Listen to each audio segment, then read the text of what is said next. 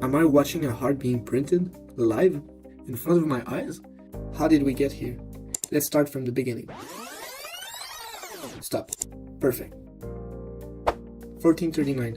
Gutenberg invents the first printer, with ink and a screw press that's changed everything, basically transforming how we share knowledge, nothing less. Since then, the world has seen electricity, computers, software, important building blocks that brought us to 1983.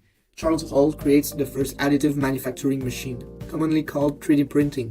At the time, it seems limitless, bringing ideas to life layer by layer. The only limit is your imagination, they said.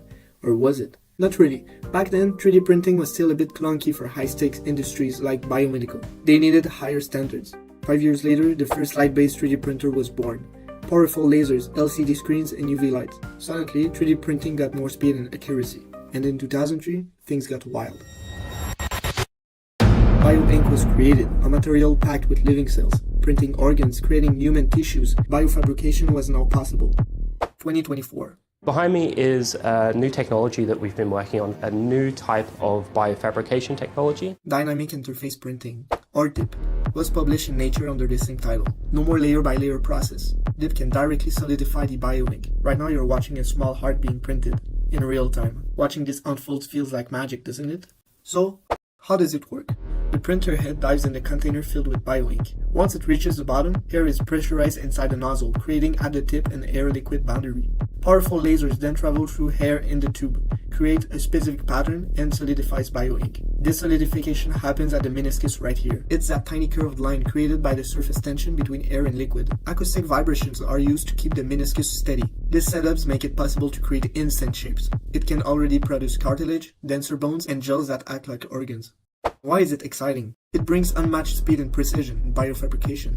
The revolution here is keeping a laser in the tube filled with air until it reaches the material, eliminating light scattering problems. The result is stunning. DIP is 350 times faster than other bioprinting methods. And there's more. Those other methods rely on natural cells alignment, which often fail to reproduce human tissues.